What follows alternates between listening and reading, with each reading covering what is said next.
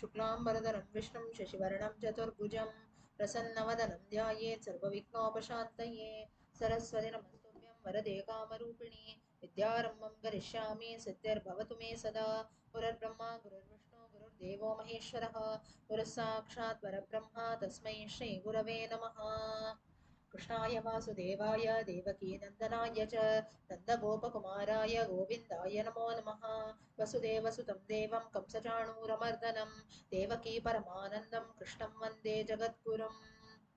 Okay. So we were looking at Srimad Bhagavatam, and I think few of us we were also learning Krishna Kavacham. So let's learn later. Now let's continue looking at Srimad Bhagavatam. So Srimad Bhagavatam, the introduction, everything we had seen, and I think Mahatmyam also has been seen. Now next we delve into the proper Purana now. Now how Srimad Bhagavatam came to be written, that is the first story. So once it so happened that Vyasacharya's son Shuka Brahmam, it seems that now, as we know, Shuka, at the age of 16 also, he left his house. He used to just roam about here and there and so on. So that's when one fine day what happened is Vyasacharya came in, and Vyasa, he was passing through a pond, a water body, where a few ladies were taking bath. So that's when what happened is immediately the ladies, as soon as they were taking their bath, and Vyasa was passing about by that way. So immediately all the ladies, what they did was they covered themselves with whatever towel or clothes that they had immediately, because Vyasa was coming.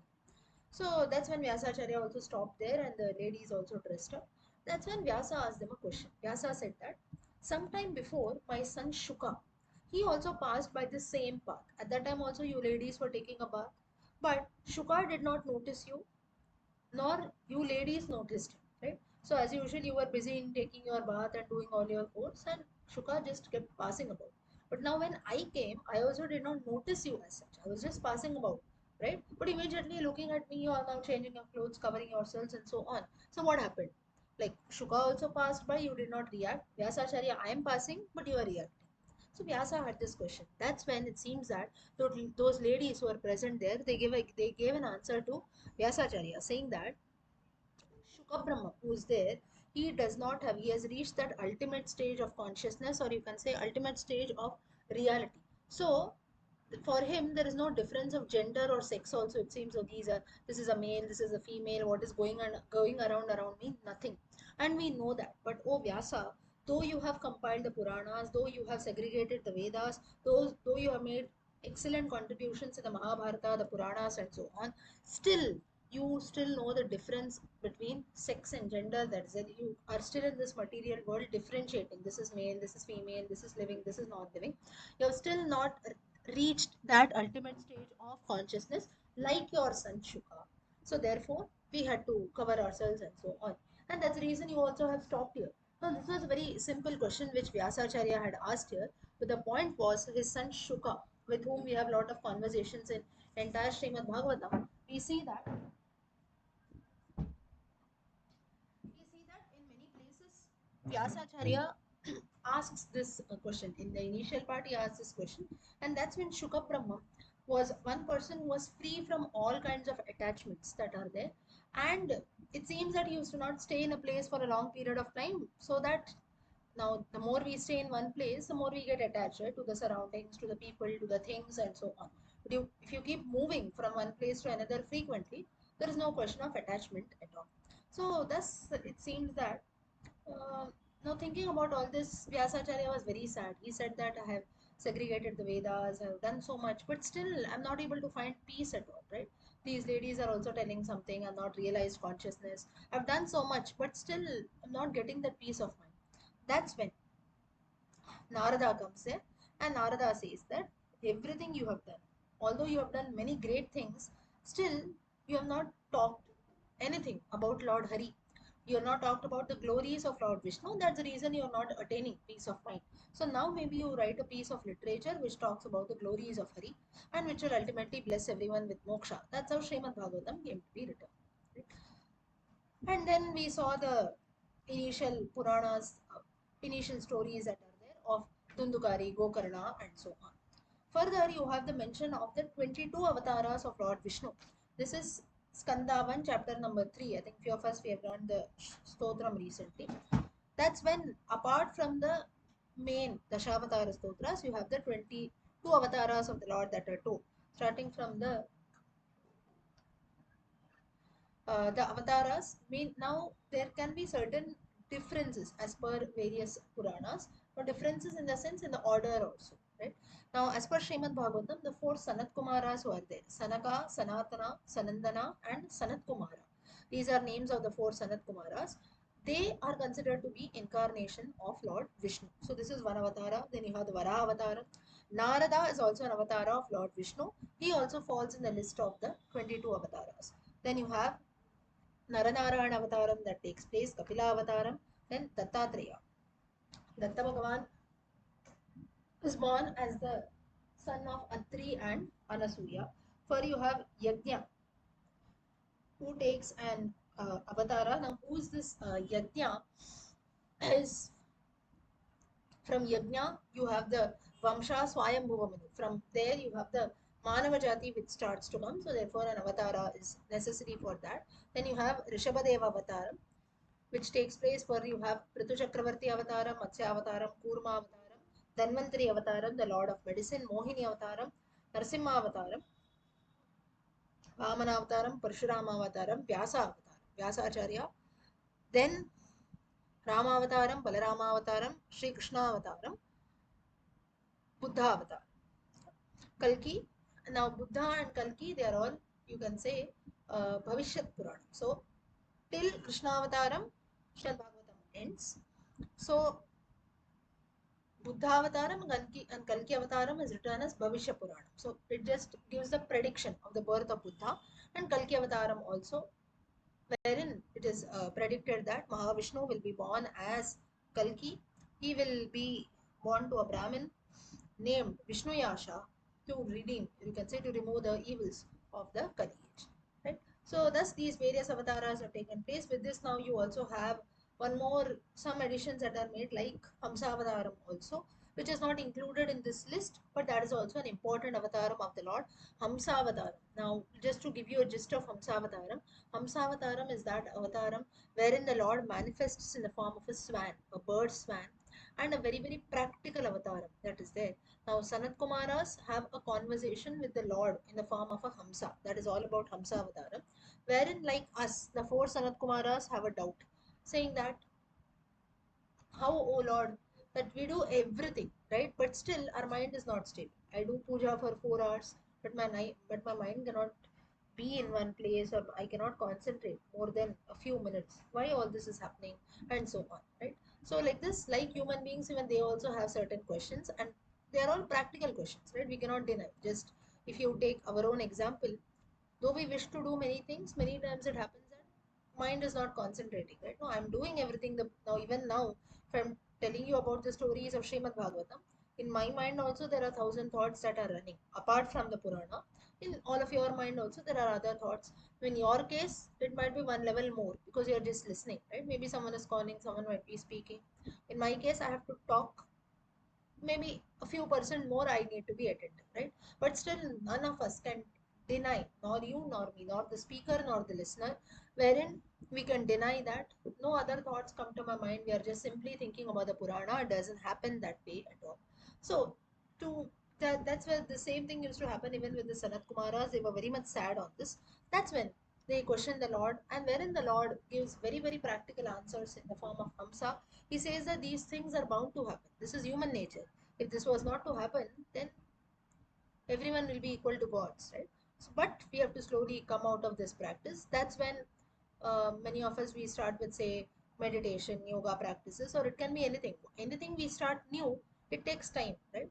Okay, maybe the first day I do it for 5 minutes. Initially, for a week, slowly we increase it 5 to 10 minutes.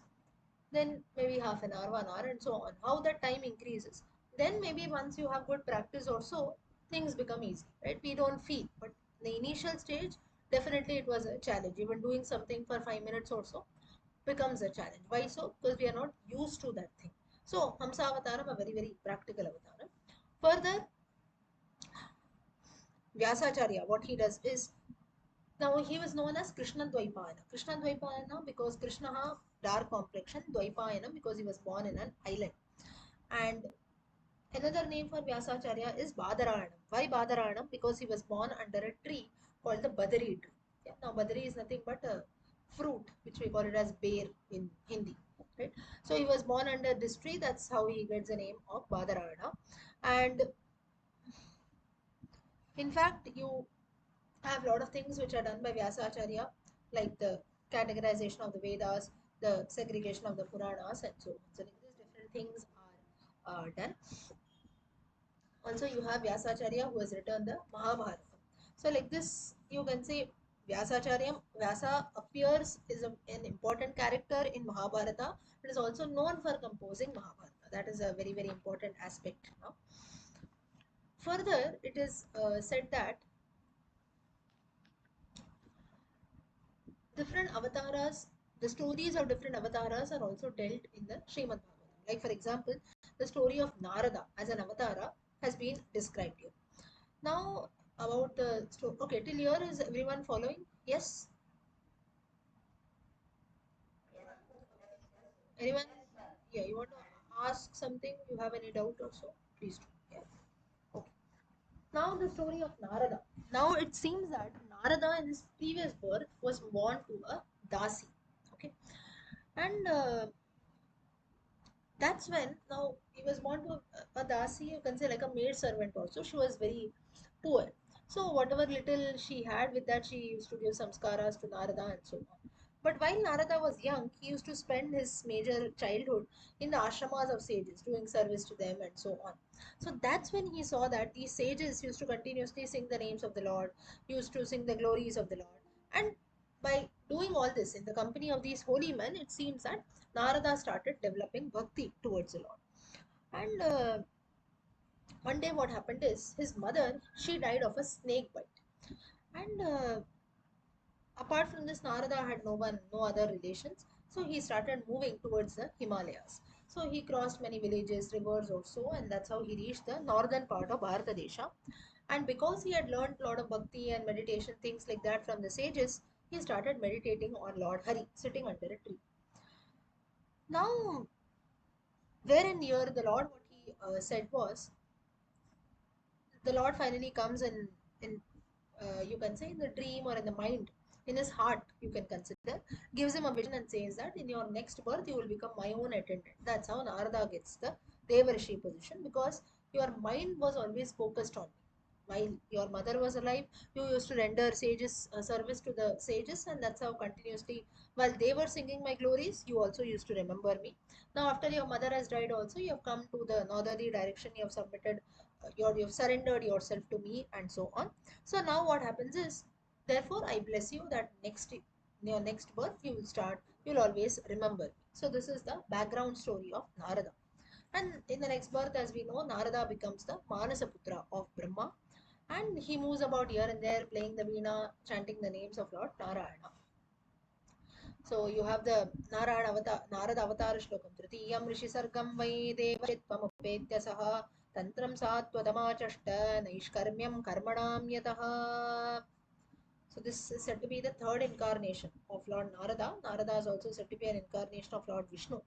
And it seems that he used to continuously chant Narayana Namam, sing the glories of the Vedas and so on. And Srimad Bhagavatam today has been blessed. It is because Vyasacharya, he was the one who has inspired Vyasacharya to compose Srimad Bhagavatam. So that is how is that is because Vyasacharya, as we discussed, he was in a state of dilemma. He didn't know what to do. He was very confused. He did not attain peace of mind. So Narada was the one who advised him to write Srimad Bhagavatam, right? And further, it's yeah, Narada, he advised Vyasacharya in easy words. He says that one who surrenders at the feet of Lord Hari, one who chants his names, one who sings his glories, there can be no other evil which will fall under his feet, right? Fall for. There will be no evil which comes in his path, which falls in his life, and so on. Now, for this, a very simple thing. Right? Now, here, all of us also, most of us, let's consider, we pray to the Lord, right? All of us pray to the Lord, sing his glories, this, that, or simply if you see, Now there can be people who maybe don't do this, and it's absolutely fine, right? There is no compulsion. Someone will say, I don't believe in God, that's okay. It's everyone's personal belief. But in general, if you see, we all believe that we put in efforts to get something. That is, we do some karma, some action, and we get some fruit in return, right? But there can be situations wherein we feel that, oh, always I'm doing only good things, right? But it's not that every time I'm getting good results. That so you see, so many of us, when each one of us, every day we keep complaining, I'm doing everything good, but it's not that my life is not full of worries. It's not that problems don't come in, right? That definitely does come in. I'm doing everything good, but I'm getting bad things. That's because today you do something good. For whatever you do good, definitely the result will come. Maybe it will come today, or it will come 10 years later, or in the next janma. It is definitely going to come. That's not going to go waste. But for all the things that you did, maybe knowingly, unknowingly evil, or you can say bad, for that also we have to reap fruits, right, of that, which can be in our previous Janma. Today you don't remember, but for that we have to reap fruits, and that is what we are facing now. Apart from this, if everything only good happens in life, human beings will never have the value of anything. That's when you see, whenever everything is there, we don't have value. I'll give you a very simple example, say money. That's why so many of them, so many people we see or we hear, right? They're looted. One fine day, they were very rich once upon a time. Maybe the same person, he becomes bankrupt also. Why come? Because when he sees so much of money, he's just used to spending that, wasting it here and there. But one fine day, finally, when everything goes away, he doesn't have anything. That's when he realizes the importance. So whenever we have something with us, we don't value, right? So similarly, only if all good things and only sukha is there, happiness is there always, we'll not value that happiness. We'll not value sukha, right? So only little problems also, or if little difficulties, little ups and downs come in, only then we'll be able to enjoy life. Enjoy and at the same time live life to the fullest. Only then we'll learn to value things. Otherwise, we start losing value for everything. So here also the same thing has been told. Finally, Vyasacharya, he composes the Srimad Bhagavatam as per the advice of Narada. Now, Srimad Bhagavatam, if you see, was first told by Lord Hari, Lord Vishnu himself to Brahma. Later, Brahma told that to Narada. Then Narada tells it to Vyasa. That's how Vyasacharya composes, and then further teaches it to his son Shuka. So this is how the Purana passes out. Right now, if you see, Narada is known for not staying in one place. He's known for propounding bhakti, going about here and there. So once it so happened that this was actually why this was happening is because he had got a curse, it seems. Now, how that curse came in? Now, Daksha Prajapati, the father of Sati, he was given the responsibility by the Lord to beget children. So that's when one of the initial stage when creation was about to start. Now, if the Vamshavali, the family dynasty has to grow in, children have to be begetted, right? So Daksha, what he did was through his wife, her name was Asikni. Through her, he begot about 10,000 sons, right? Now, please note when such numbers are told, you should not compare it with today's lifestyle. How can a woman beget 10,000 children? Today's time, it is impossible because we have average lifespan 100 years. In the times of Srimad Bhagavatam, Dwapara Yugam, you can consider lifespan was more. And now, when we say these 10,000 sons also, they need not be always only biological sons that are there. There can be through different ways also.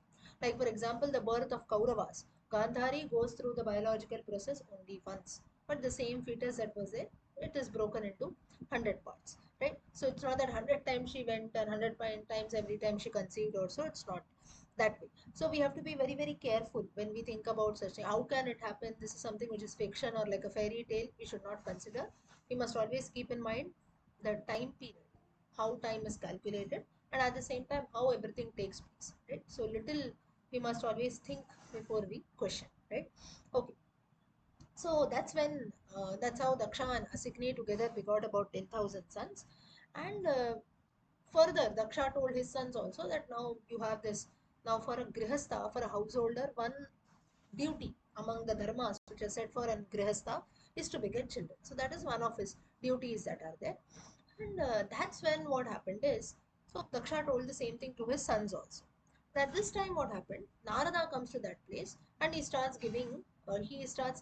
speaking, preaching the 10,000 sons of Daksha all about moksha, liberation, this, that, and so on. So all those sons were inspired and they said that no, we don't want to get into Grihastha we'll directly take up Sannyasa ashrama. We just want to become ascetics, we don't want to marry it out. And they just went away from worldly life, they retired to the forest and so on. Now Daksha did not like this. He said, you cannot come and you cannot transform my children because Lord Hari himself had given me this responsibility. How can you come and transform my children? So here Narada was also very smart. Right now, whatever happens, happens for a reason. Vishnu had given the responsibility to Daksha. Daksha did that, but further now, if the family has to move about, his sons have to produce children, right? But that didn't happen. Daksha was very much sad. Now, not even a single son was left. All his sons turned away from worldly life. They all retired to the forest. Now, Daksha further, what he did was he married another woman, Pancha, Anjajani, and through her again he begot children. Again, 1,000 sons were born to him. But this time also Narada comes and Narada talks to them about moksha, uh, to be free from material life, this, that. Again, they also retire from worldly life. Like their brothers also, they also move about to the forest. Now Daksha got very angry and he ended up cursing Narada. He says that you are the one who is responsible for breaking my Vamshavali. So now here is where I curse you that you will not halt at any place for a longer period of time. All through the world, Bhulokam, Sargalokam, you are there everywhere. You will just keep roaming about here and there. And that's the reason we find that Narada does not stay in any place for a longer time. And wherever you just think about him, and Narada is present there. And so this is all about Narada's story, how he got up with the curse. Further, we also know about Narada, who taught Dhruva the Dwadashakshari Mantram, Om Namo Bhagavate Vasudevaya. And so, like this, there are many things that have been done. He also talked about the Bhakti Mahatvam. He also spoke about Bhakti Mahatvam to Prahlada while he was in the womb of Kayathu. So, that's how Vishnu Bhakti developed in the minds of Prahlada. Right? Now, like this, there are different stories which relate to Narada. Narada is also a lot of contributions he has done even during the Krishna Avataram times after Krishna was being born. Right? Now here for the further what happens is now an important contribution of Narada is the Narada Bhakti Sutra. This has been composed by Narada himself, wherein he talks about Bhakti Yoga, or you can say all about Bhakti, the path of devotion to Vyasacharya. And this is how you can say the uh, bhakti as such. Now, all of us, even till date, how much ever we read the Gita, we read this, we read that, there are different paths. Even in the Gita, if you take an example, Karma Yoga, Jnana Yoga, Sannyasa Yoga, this, that, everything is true, right? But the most easiest path, which all of us do, is Bhakti Yoga. Now, Bhakti devotion doesn't, it is not always limited only to spirituality alone, right? I think previously also we would have discussed in some session. Bhakti doesn't mean only just singing the stories, singing the songs in praise of the Lord, listening to his stories, chanting his names. It's not always related to God also. Bhakti or devotion is doing something 100%, right? That's why we say work devotedly, work religiously. Why do we use such terms? That is, whatever I do, I give my 100% to this, right? With full focus, I do something. This is bhakti. It can be for anything, right? Now, today, if all of you have come here and you're listening to Srimad Bhagavatam, with full devotion, you listen, this is bhakti. If I am telling you with full devotion, with I'm giving my 100% into it, it is my bhakti. So, like this, whatever we do, right? But many times, what happens is we end up doing 10 things at one time, and that's when bhakti. We don't do even one thing properly, right? So, bhakti, it is something which is a part or which is an essential quality which is needed for each and everything that we do in life. It is not limited only to religion or spirituality, God or so alone, right? There can be people who don't believe, right? Now, why I'm just a clarification, or you can say sometimes we use, right? Why always we need to speak about it is okay even if someone doesn't believe in God also, right? Why this has to be said? Anyone? Like once or twice I said that it's okay if you don't believe. Sorry, faith. Okay. But there can be someone who says, right, I don't have faith. Is it wrong? Someone says, I don't have bhakti, I don't believe.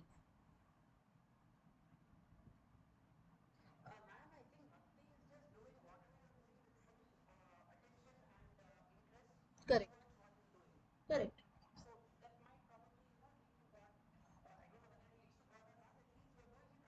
Correct. Correct. So at least it leads to your goal, you can say, wherever you want to reach. Yeah. Okay. My question was, it's okay, right? Even if someone says, no, I don't believe in God, is it okay? Is it wrong or is it correct? Correct. There can be someone. Yeah. So, the point is, hmm, correct.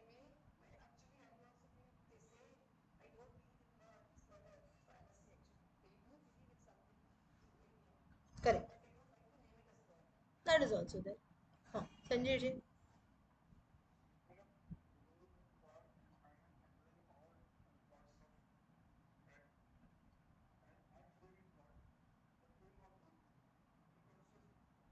Correct. Just as now, these things, whatever we discuss now, why I told you this is Krishna highlights this in the Gita.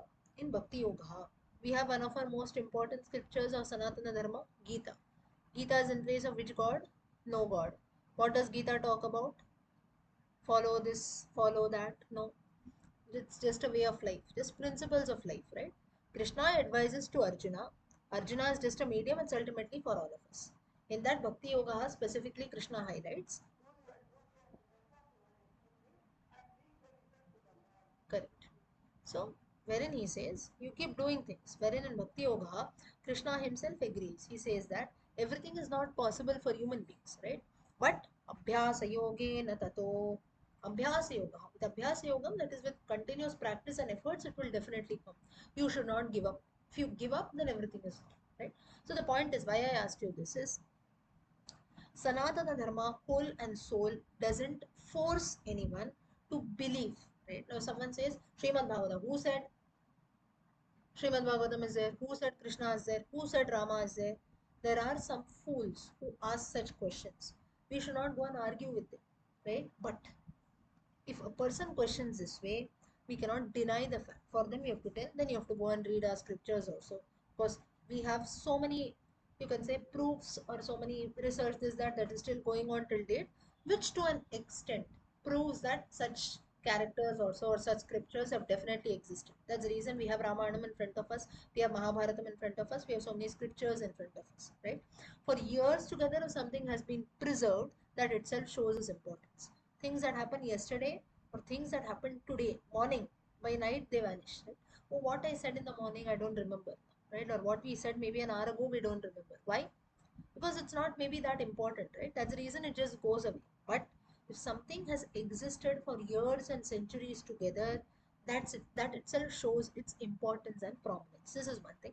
Apart from that, there are many proofs also which exist. Apart from that, each one has their own personal experiences. So no one can, like few of you rightly said, no one can deny the fact that there is no supreme power, supreme energy also. At one point of time, there is something which definitely exists. For that, there are no answers. I can give you a very simple example. Time is 9:30, right? I told you that Srimad Bhagavatam, we'll discuss about Srimad Bhagavatam till 10 o'clock, right? Is there any guarantee that 9:30 to 10 the class will take place? There is no guarantee. I have told all of you have come with that belief. You are believing, right? Even I am having faith. What if the next minute we stop breathing? We never know. What if the next minute the earth, some earthquake takes place, the earth stops functioning? We never know, right? So but no, 9 to 10 is Srimad Bhagavatam.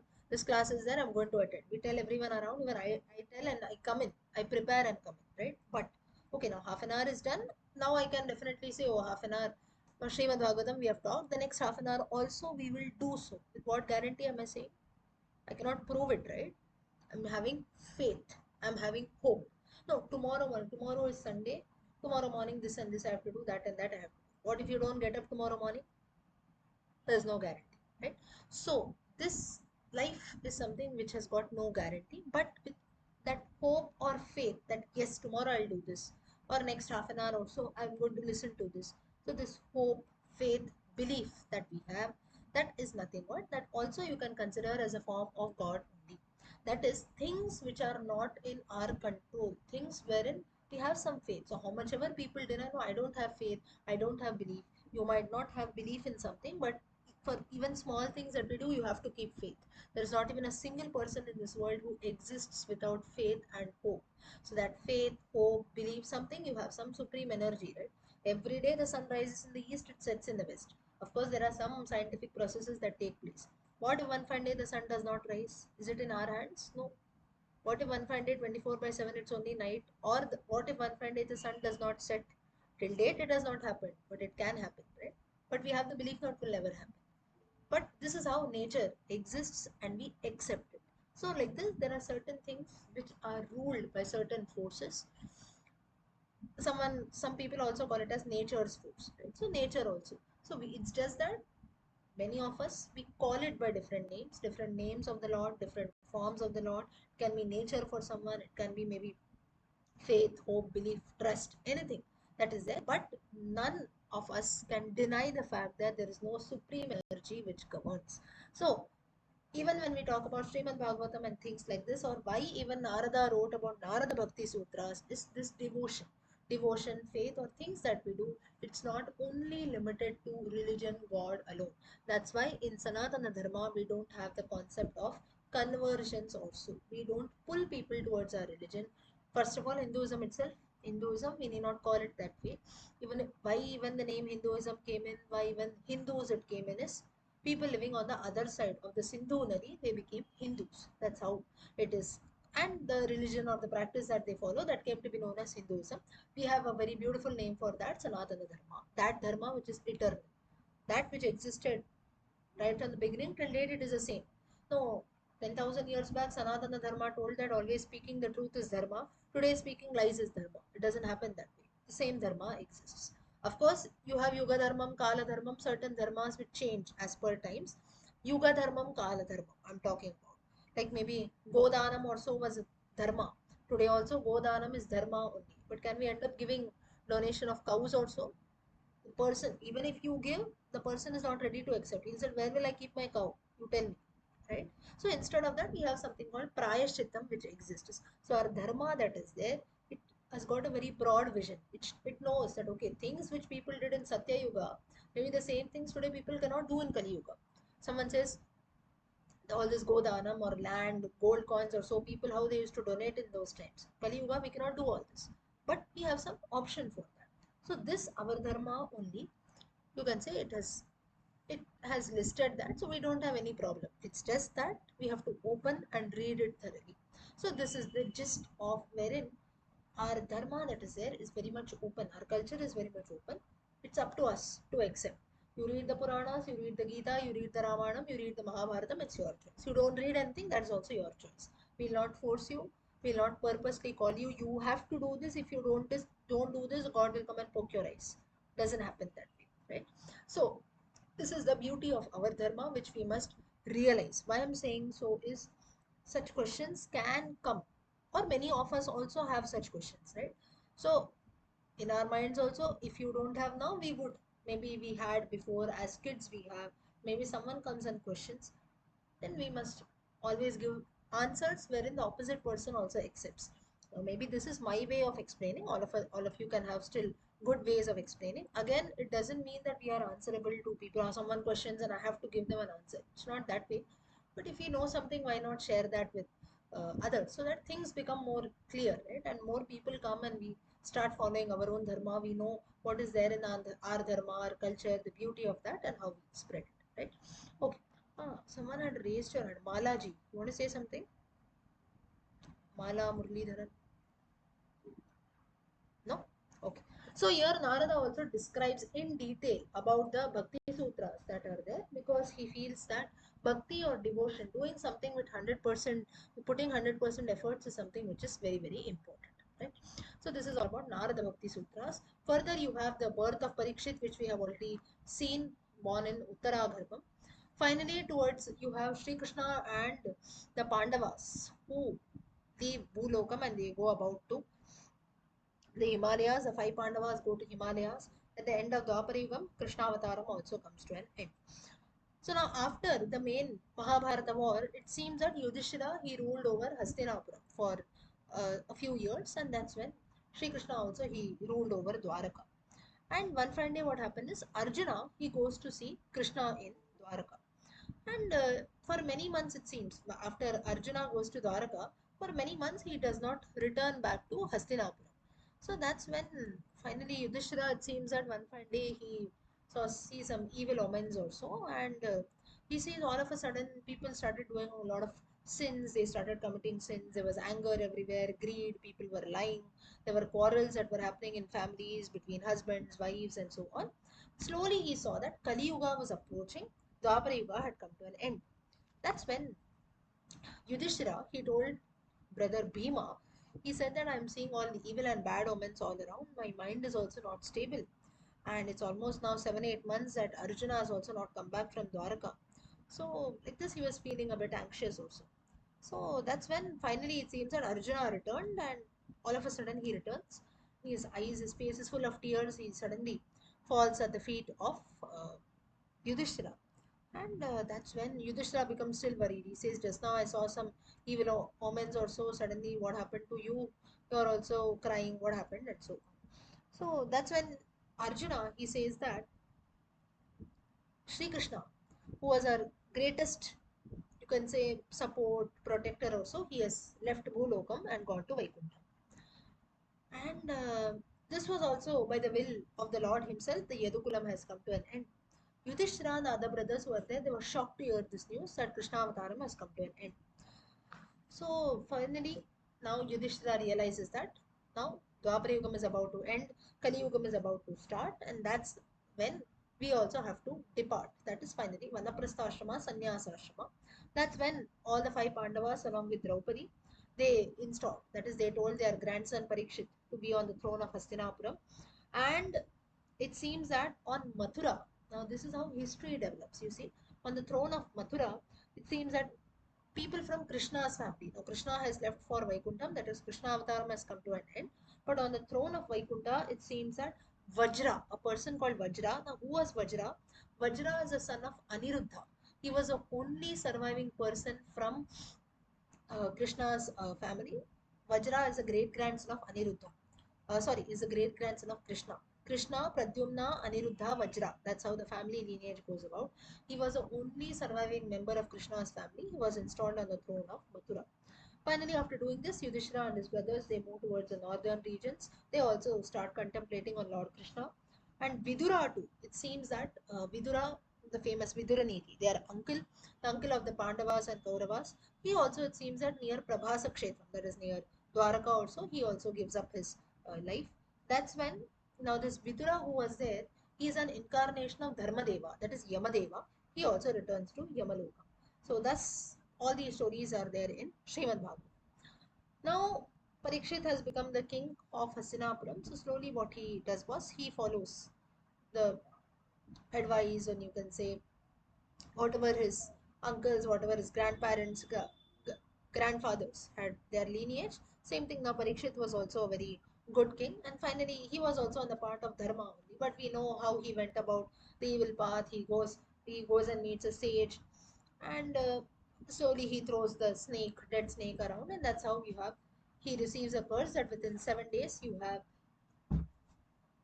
your life will go away. That's when finally what happens is in 7 days he decides to listen to the stories of Srimad Bhagavatam.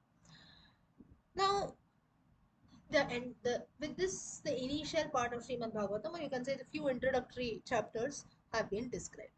Further now you have the process of the creation of the universe which has been told in Srimad Bhagavatam, and it is described in detail. Now further it so happens that now before the process of creation, then it was Pralaya Kala, that is the entire world was submerged in water. And it is believed that only Lord Narayana, he existed, he was sleeping on Adishesha. It is in a Yoga Nidra position.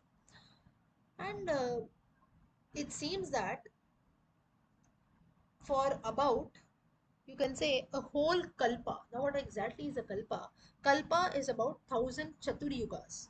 What is 1,000 Chaturyugas? One Yuga. One Chaturyugam is Satya Yugam, Satya, Treta, Dwapara, Kali. This is one Chaturyugam. Like this for 1,000 Chaturyugas, which is equal to an entire Kalpa. So, roughly you can consider is about more than 400 crore years, right? 432 to be exact. 432 crore human years. For this time, it seems that it was Pralaya Kalam, the entire world was asleep. So that's when. Now, what was the Lord doing at this time is, now there are so many jivatmas, right? Now, all of us, we are all jivas. When a person dies again, based on his karma, he has to be born again and so on. So the Lord was contemplating that based on each karma of each living being, where will he be born and so on. So all this process had started. Now, finally, from the Nabhi Kamalam, that is from the Nabhi, the stomach of the Lord, sitting on a lotus, Lord Brahma emerges. And Brahma also, he didn't know what to do. That's when for a long period of time he starts meditating upon the Lord and he starts with the process of creation. Now further it so happened that now how this creation started is there was sattva guna, goodness, then rajo guna. Rajas is little, like all of us mostly we are in this category, right? We're in tit for tat mentality. Something is good, it's good. Something is bad, we also react to that. So little material passion and so on, right? Tamas is something where it, now tamas was not there initially. Only there was goodness and this tit for tat mentality, it seems. That is rajoguna. Then slowly after some time tamoguna, that is evil, that is rakshasic buddhi and so on. Even that was also little, that also started, it seems, like people started fighting over each other and so on. So all this started. Then finally, so that is, this quality was developed. Now people were not there, right, initially, but this quality also was being born. So you have sattva gunam, rajo gunam and tamo gunam. Sattva, rajas, tamas, these qualities came in. Then you have the five elements, Panchamahabhutas, Akasha, sky, Vayu, wind, Akasha, sky or space, Agni, fire, Apaha, water, Prithvi, that is earth. Then you had the Jnanendriyas. What are the Jnanendriyas? Perception, right? Chakshush, perception. Now, Jnanendriyas also mean perception. That is nothing but the sense organs you can consider. Chakshuhu, eyes, Stotraha, Srotraha, ears, eyes, ears, Jihva, tongue, Ghrana, or you can say Nasika, nose, and finally Twacha is skin. So the five sensory organs, eyes, ears, nose, tongue, and skin. Then you had the five Karmendriyas that came. Karmendriyas are the organs, action that we do. So hands, speech, that is Vak for speech, Pani for hands, Padaha, feet, then Payu is nothing but you have the excretory organs that are there, and Upastha, reproductory organs. So like this, you have the Jnanendriyas, Karmendriyas, Mahatattva. Then next you have Tattva and the three gunas, Sattva, Rajas, Tamas. So all these qualities, things came in at the process, during the process of creation. Then you have Ahankara, ego. And after this, you had the tanmatras which were there. Now, for the process of creation to start, Brahma, once he comes out of the Nabhi Kamalam, all these things were needed. Now, all these things that I told you are present in each one of us, right? That is the reason we are all living beings. And all these things that are there, like the Jnanendriyas, Karmendriyas, Ahankara, Mahatattvam also, they are not present in non-living things. That's the reason we distinguish between living and non-living. Otherwise, we are just a body with flesh. But no, we have these five organs, five sensory organs. That's why we react. Now, if I'm saying something, you can listen to my sound, right? And that's how your body reacts. And our ears sound falls, we are reacting to that. We are able to process the information. We are able to see something in front of you. We are able to smell something. We are able to taste something. Skin reacts in such a way. Then only this is not enough. Okay, whatever I'm saying, you are just hearing that. Oh, there is some sound that is falling in. That alone is not enough, right? We have to accept that. You can say what you call process, just as we say process information, process data, as we say. Similarly, something which falls, just the Jnanendriyas alone are not helpful, right? We should be able to process the same. Something is falling in my ears, I should be able to understand that. Something I can see in front of my eyes, okay, what is it doing, I should be able to understand, right? This is where, so just having the sensory organs is alone not enough. We should have this perception also, this what you call mind, you can say chetas. That is also something which is very important. That's why we have brain, things like that that are there. Then you have the five sense pers. They are called the tanmatras. What are the five tanmatras? Shabda, hearing.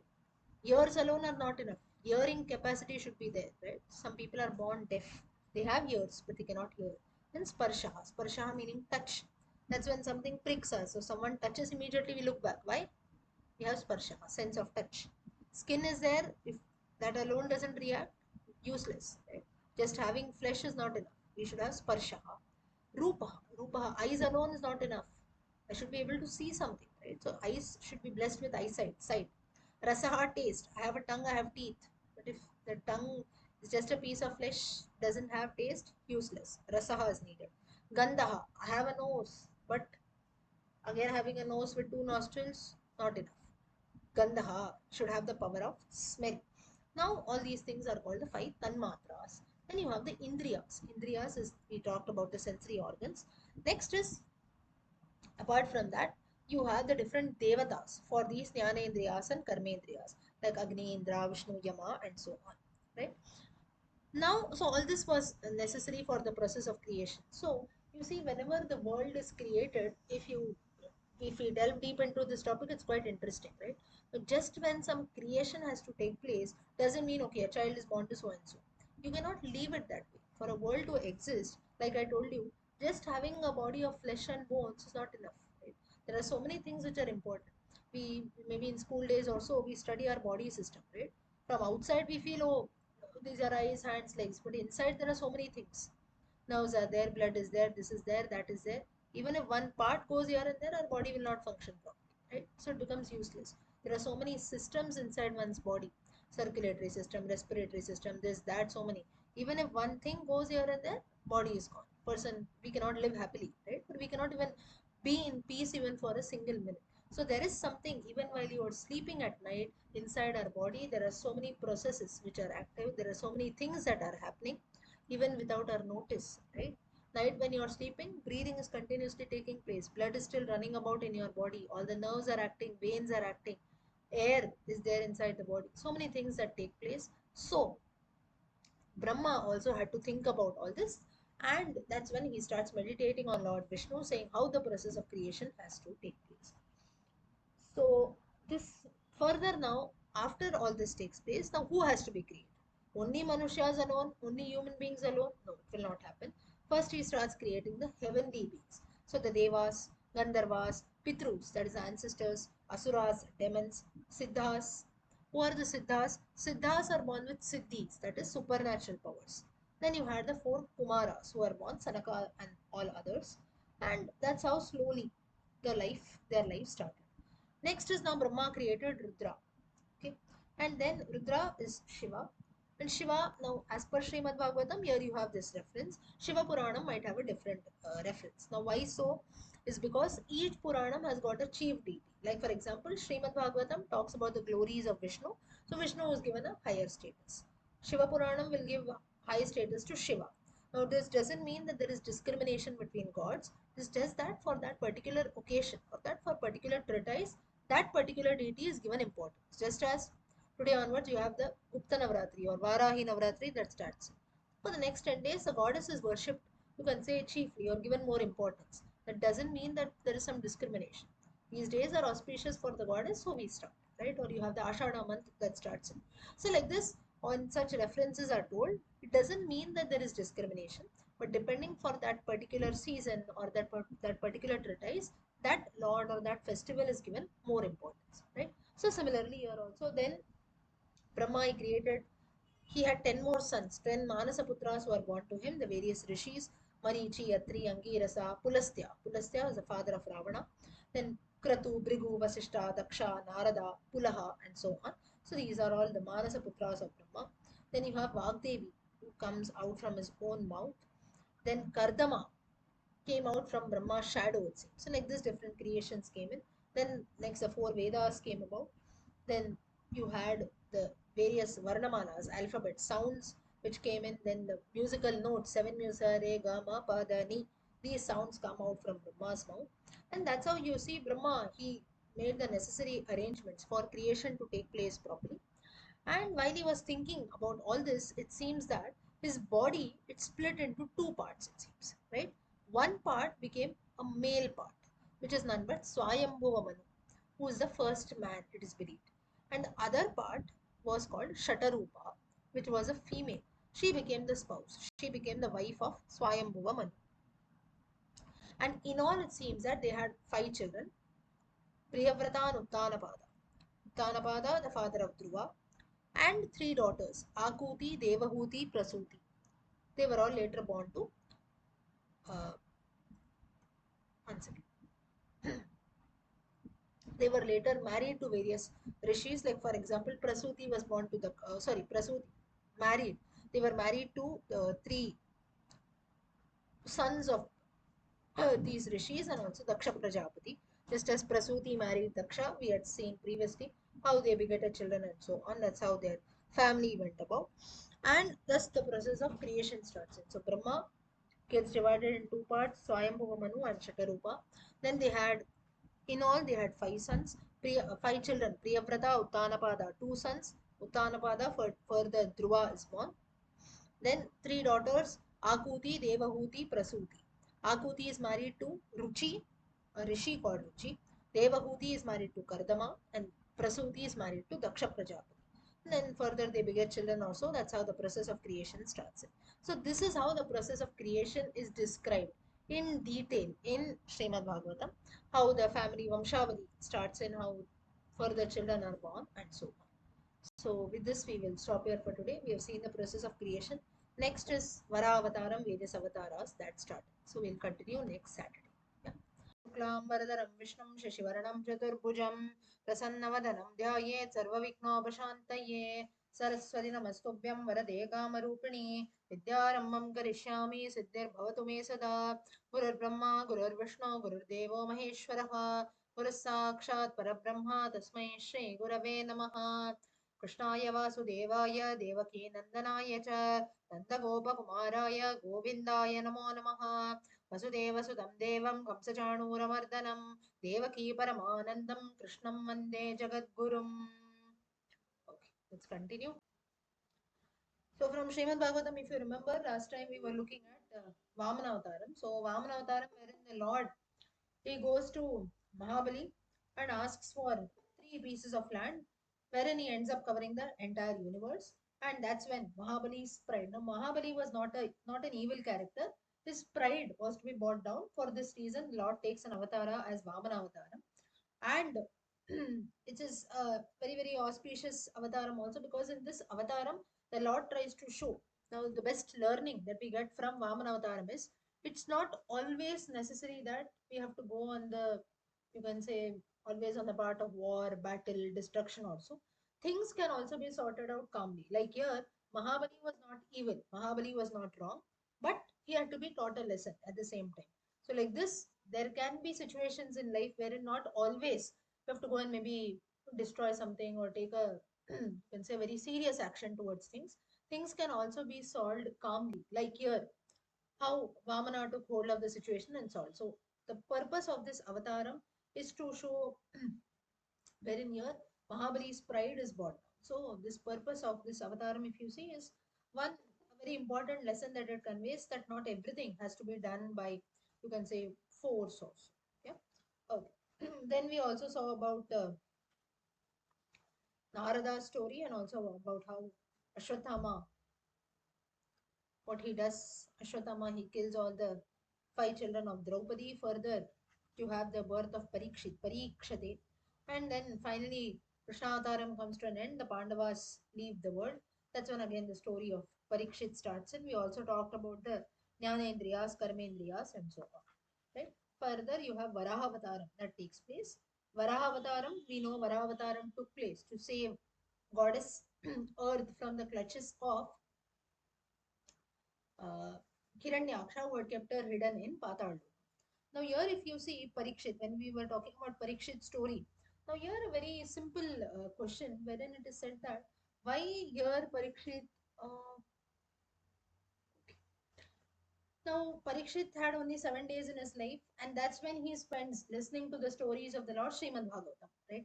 So now here, if you see like this, so this is nothing but the seven, like when someone tells us, okay, 7 days of your life are left. Now, in the case of all of us, luckily or whatever you want to say, we don't have that in our control, right? We don't, no one, like for us, everything is, we cannot predict anything. This minute we are there, next minute we don't know. But the minute we know that, okay, something is fixed, you live for so many years, so many days or so, Not even a single minute we can breathe peacefully, right? So that's when here Parikshit gets an opportunity wherein he feels that let me spend the last days of my life in satsangam. But in the case of human beings, how this is related to us is, in the case of human beings, what happens for us, nothing is predictable. But the least that we can do is whenever we get an opportunity of satsangam, we should make the best of it, right? Now, Srimad Bhagavatam also, now even though I am telling, again, it has to be the grace of the Lord. All of you are coming and listening, grace of the Lord. Now, here, it doesn't mean that none of you know Bhagavatam, right? All these stories, the Krishna Leela stories, the various avatars of the Lord, everyone knows, right? Ramayana, Rama story, everyone knows. Krishna story, Mahabharatam also, everyone knows. But still, we come and we like to listen to the same again and again, satsanga. For this, wherein why all this satsangam takes place also. Now we are all, if you see, most of us we have not even seen each other for the first time, right? Not even once we have met each other, but still through an online satsangam we come close together. Maybe we listen to the stories of the Lord, we spend some time for something, learning something new, doing something positive, right? Now for this, it seems that there is an the importance of Mahima or Satsangam is highlighted in Srimad Bhagavatam only. That's the reason till date we have Srimad Bhagavata Saptahams that take place and people go and participate, or rather, people should go and participate in large numbers. Right now, for this, even the Kanchi Paramacharya, Kanchi Mahapariva, Chandrasekharendra Saraswati, there is an incident from his life. Just it is related to this, so I'm telling you.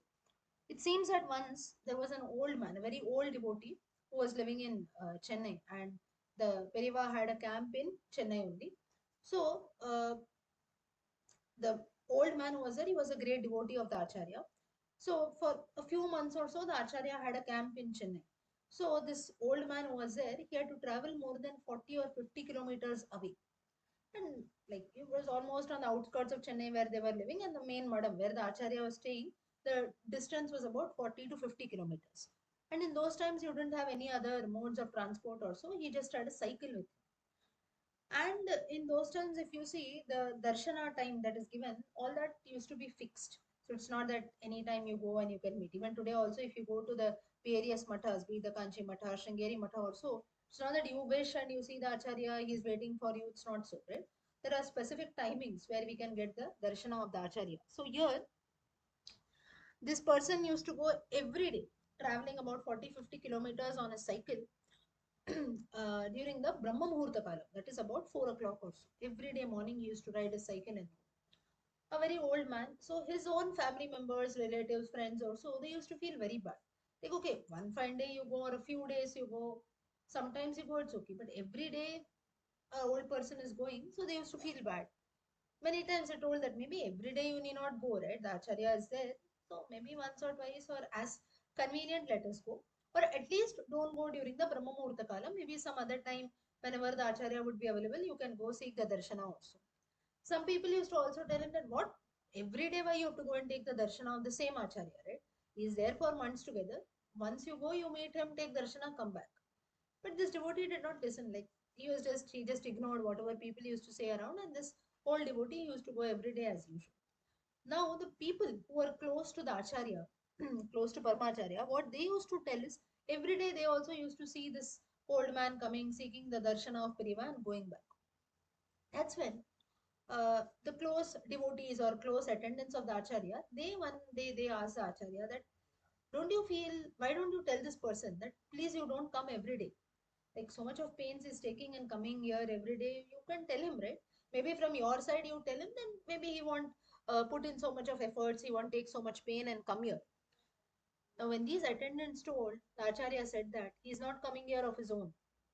This was one statement which the Acharya made. So all the attendants and devotees, they were shocked, that is they didn't understand anything.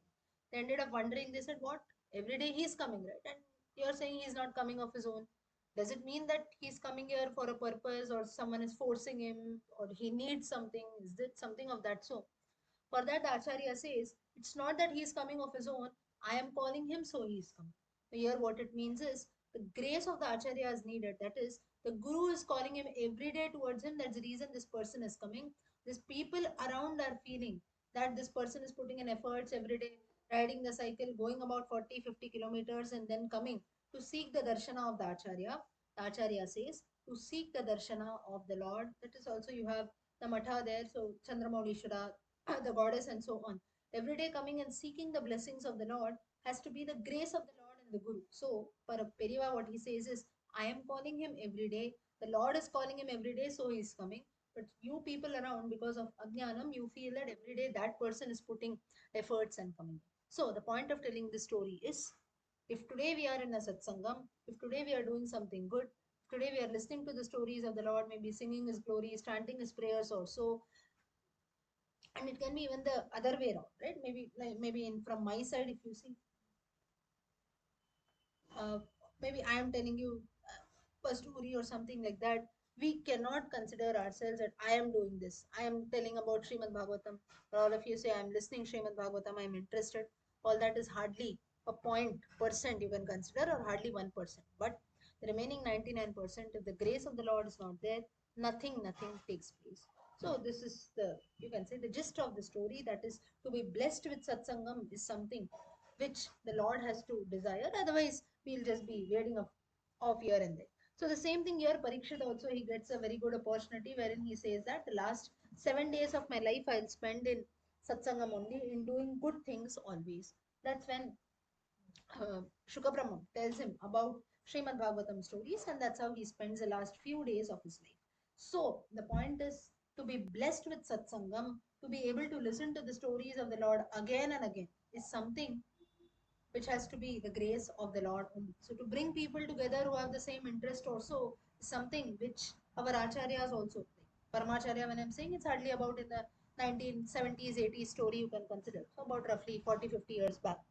So when these acharyas also, through their stories, through their experiences, when they say such things. Now these stories also that I'm telling you, I have not seen the acharya, but just what I've read through, what I've heard through, the same thing I'm conveying. But the point is, the learning which we get is satsangam is something which, wherein the grace of the Lord has to be there. I think something I do, we should never ever consider that. Today we are blessed with something, not only for satsangam alone, for anything good that we do or something positive, there are takes hardly a minute, right, to do something wrong, or maybe just go on the evil path or get into distractions and things like that. But today, if our life is somewhat better, it has to be again, we have to be thankful to our acharyas, to our gurus, to our elders also, to always keeping us on the right track. Right? Okay, so Parikshit also gets this blessing. So the gist of Srimad Bhagavatam, or you can consider the Bhalashruti of Srimad Bhagavatam, is nothing but it is only it highlights, specifies the importance of satsangam. Satsangam, the least which manushas can do. Manushya dharmam, the gist of manushya dharmam, or you can say human nature, which the least which people, human beings can do in Kali Yugam, is nothing but satsangam. Call few people together, chant the names of the Lord, listen to the stories, sing his songs also. This is the least that we can do. Beyond this, nothing can be done. Alone also, now why satsangam is important is, alone we cannot do things. Now many of us will say, no, I'm sitting at my house, I'm chanting my prayers also, that is okay. But when we chant in a group also, now say for example about 30, 35 of us are together, though it's an online medium, you still have that inspiration, right? Okay, now when I also maybe of my own, maybe I want to open the book and read, but no, when I know, okay, today 9 o'clock I have to talk about Srimad Bhagavatam, obviously I have to read something, only then I can tell you, right? So because, okay, some people are going to come and listen to whatever little I'm going to say, I have that motivation in me, okay, I have to go and read. Similarly, all of you also, you know, okay, someone is going to come and tell me there are going to be 10 others who are going to come and listen, maybe I should also join in and listen, right? So this is a motivation, if nothing but you can consider motivation which we get from satsangam, a very important quality which Srimad Bhagavatam and all other Puranas, amongst the Puranas, why Srimad Bhagavatam is considered most prominent, or why it is considered to be popular till date, is because of this. It talks about the Mahima of Satsangam, which is something which is very, very important. Coming back to the story, Purana movie. So with Vara Avataram is the next avataram. Next is, after Vara Avataram, you have how the Asuras were born. That is now Diti. Diti, she has to conceive. I think we talked about this last time. I don't remember. Kashyapa. Now, if you see in our Shastras also, as per Ramayana, as per our different scriptures, Kama Shastram also, if you consider, there are specific time period which is mentioned for even conception or conceiving, that is there, or when a man and woman should get together in a physical relationship. So now, how far such things we follow, how far they are true also, let's not get into that part. But the point is, there are certain things which our Bharat, which in Bharatiya culture, which in Indian culture, it has been highlighted. Why so is that's the reason we see particular muhurtas, nakshatras also, right?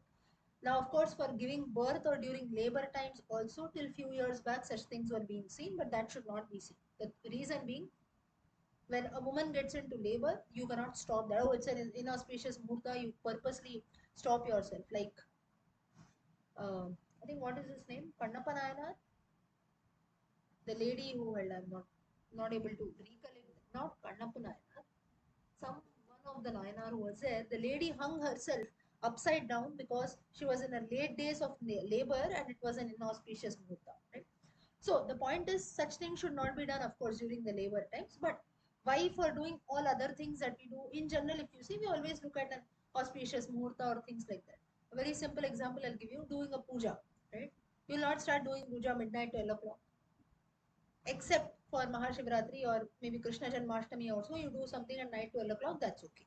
Krishna Janmashtami also we do in the evening, that is one thing. But apart from that, we don't, there is nothing which we can, there are specific time periods that are told. So here Kashyapa also talks about the same thing to Diti, wherein he says that now here Diti is a bit, you can say, jealous also, because Aditi has already given birth to gods. Now this Diti, this lady, has to conceive. Kashyapa warns her innumerable times, saying that now is not the right time, now is not the auspicious time to conceive, please don't do that. Because this conception can lead to asuras or evil children who are born. And the same thing happened, Diti gave birth to asuras. Now, of course, this was destiny, asuras were also needed because you had many other incidents later, Samudra Manthanam and so on. So that's how Diti gave birth to Asura. So this is a story. And further, you had the birth of Hiranyakashipu, Hiranyaksha, and so on.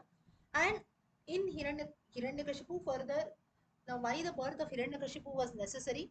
Otherwise, we would not be blessed with a great devotee like Prahlada, Dhruva, and so on. Right. So therefore, such giving birth to Asuras was also necessary. Further, you have the story of the four Kumaras, Sanaka, the four Sanat Kumaras, Sanaka, Sanatana, Sanandana, and Sanat Kumara. They go to Vaikuntham, as we know, and there they are stopped by the attendants of Vaikuntha, that is Jaya and Vijaya. That's when the four Sanat Kumaras, they curse both attendants, saying that you will be born on the earth as Asuras. Now they ask for forgiveness. That's when they say that every time the Lord Himself will take an avatara, He'll kill you, and that's when you get moksham and you come back to Vaikuntha. So that's how the first birth, Hiranyaksha, Hiranyakashipu. The Lord takes an avatara, Varavatam and Vamanavataram. Sorry, Varavatam, Narsimhavataram. Further, Ravana, Kumbhakarna, Ramavataram. Shishupala, Dantavaktra, Krishna Avatar. That's how Jaya Vijaya, they take rebirth on earth. That's when they come back. After being killed by the Lord, they attain Vaikuntha. So this is a story which is further highlighted. Next is you have the avataram of the Lord as Kapila Muni.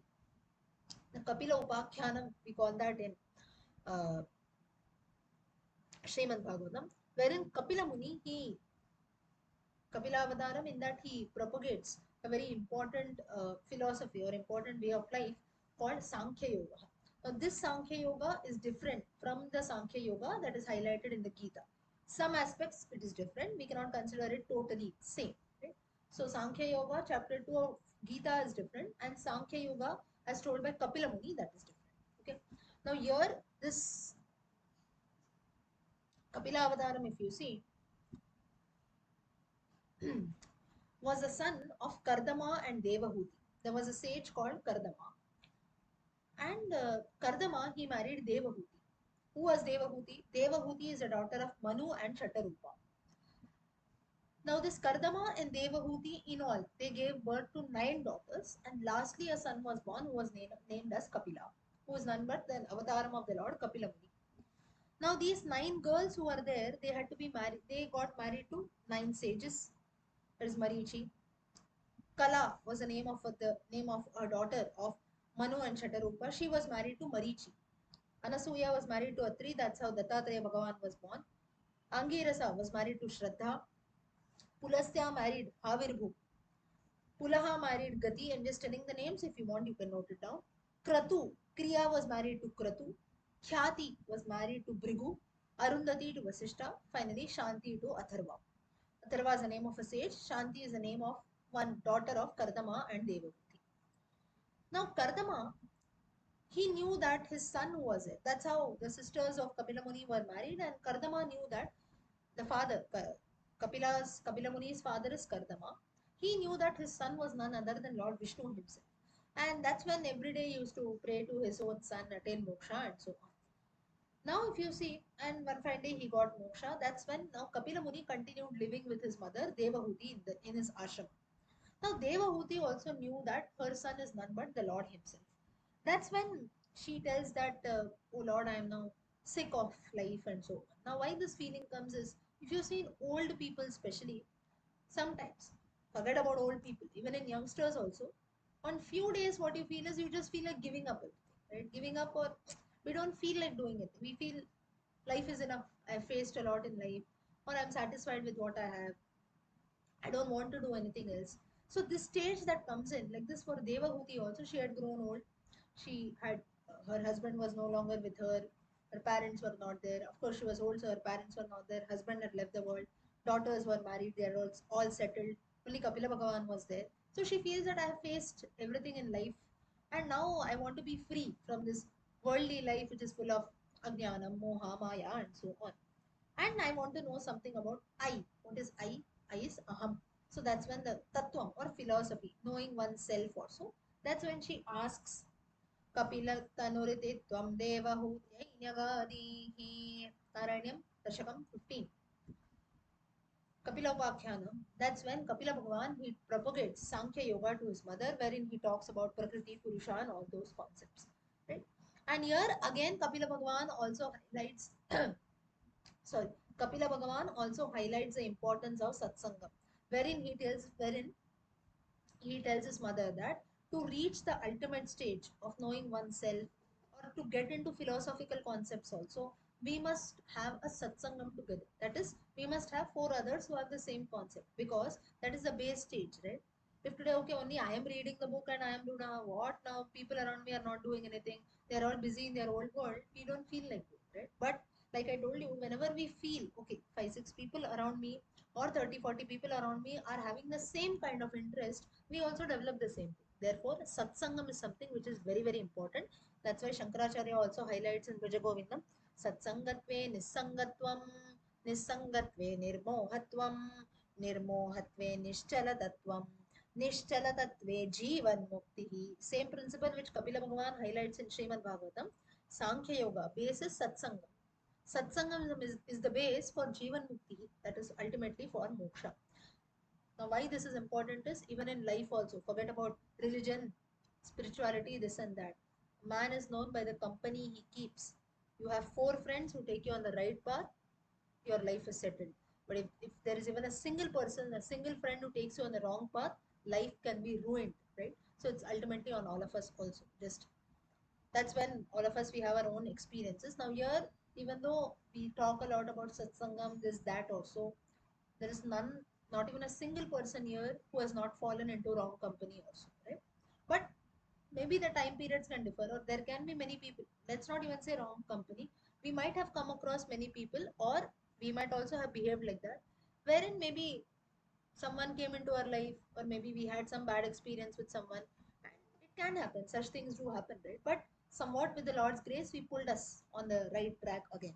So such things do happen with each one and we cannot deny, right? And at the same time we can't just call people and things, oh everything around me is wrong, everyone around me is bad. We cannot say that, right? How we pull ourselves, because everyone's nature is different, right? And we cannot even term people. If you call one person bad, there might be 10 people who call us, right? So pulling us back on the right track, it's okay if someone else is bad or someone, let's not even call others bad. Maybe their interest also are not matching with what I do, but there can be people who maybe go on the evil path also. That's their own karma, that's their own liking. We have to pull ourselves back. This also is nothing in our hands. It has to be the Lord's grace which brings us back. But in general, if you see in life also, these are all small things which matter. So the point is why I'm telling you all such small things is our philosophy or our dharma. when we say that it talks about such great concepts like maybe the Gita, Jnana Yoga, Sannyasa Yoga, Sankhya Yoga, this, that, the base is something which is very simple. The same thing which Krishna also highlights to Arjuna. He tells Arjuna, you don't have to go out of the path to do things. You do a small thing that is more than enough. What you do Bhakti Yoga. Bhakti Yoga is more than enough. That also you cannot do, it's okay. But don't give up. Abhyasa yogena tato. Keep trying every day. I'm not telling that in one day you'll become an expert. I'm not telling that you just sit in the forest, do tapasya for years together. Patram pushpam phalam toyam yo me bhaktya prayachati. Whatever you do even, you offer me even a leaf, that is more for. You offer even a patram pushpam phalam toyam. You give me water, that is also enough. Right? So like this, the Lord also highlights, and the same thing here. Even all these great philosophical texts that are there, their base is something which is very simple, wherein let us try our level best to be good human beings. That itself is something which takes us to moksha. Like I just told you about satsangam, which as highlighted by Shankaracharya, satsangam, satsangatve, nissangatvam, and so on, which ultimately leads to jivan mukti. So these are all simple concepts which Kapila Bhagavan explains to his mother Devahuti. Right now, uh, I'm not telling you the core now. This doesn't mean that Sankhya Yoga is so easy also, like the way I explained. But the point is why I told you so much is uh, we should not feel that, oh, Sankhya Yoga is something what. Listen, just look at the word, it's so philosophical. Talks about Prakriti, Purusha, talks about the concept of I, talks about Jivan Mukti, and so on. So just by listening to these concepts, sometimes we feel that things are too, right?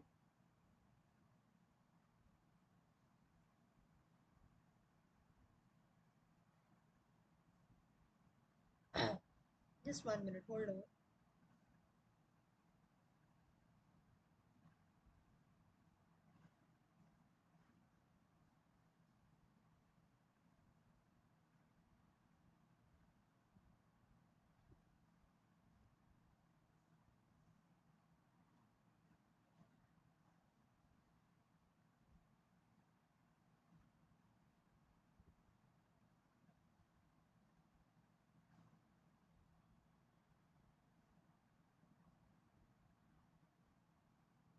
Yeah.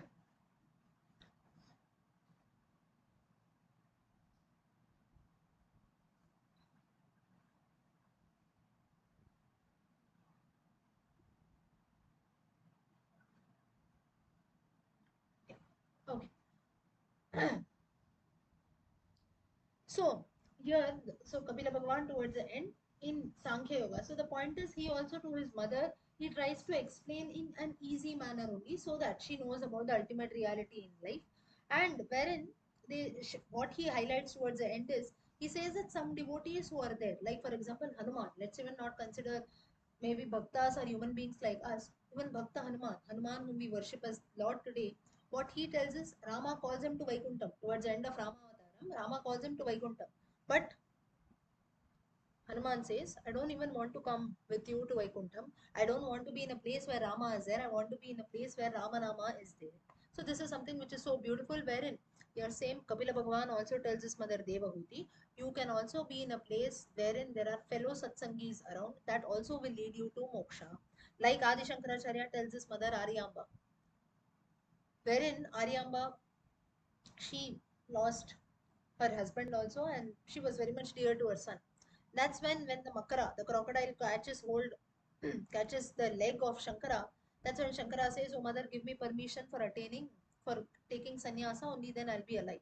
That's when Aryamba, with lot of, you can say, gut feelings also, she gives permission, and that's when Shankaracharya tells that you don't have to go and do anything out of the way, you just remember me, I'll be near you.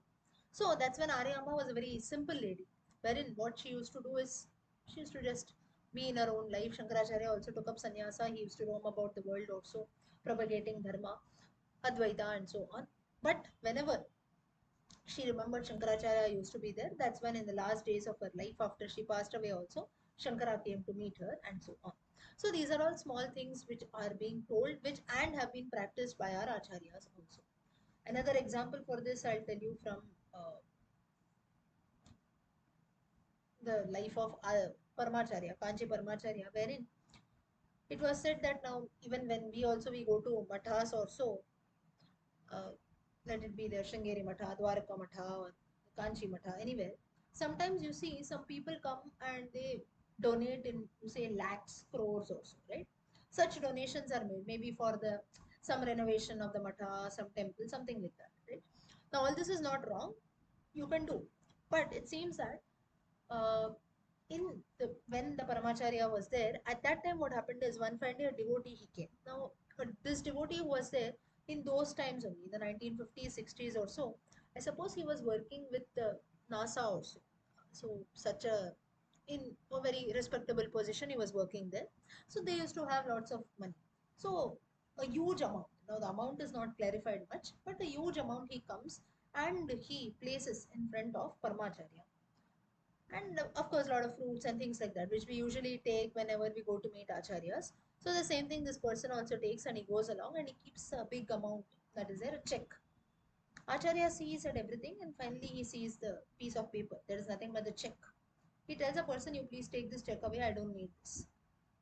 That's when the person, the devotee says that, no, I've just given this for the, you do any dharma karyam with this. The devotee tells Acharya that with this amount that is there, you do any dharma karyam, or for the matha you want to use it, you use it in any way that you want. I want to dedicate this. The Acharya says, you don't give me the money and tell me that you do anything that you want. With that money, whatever you want to do, you make efforts and do for the matha, he says.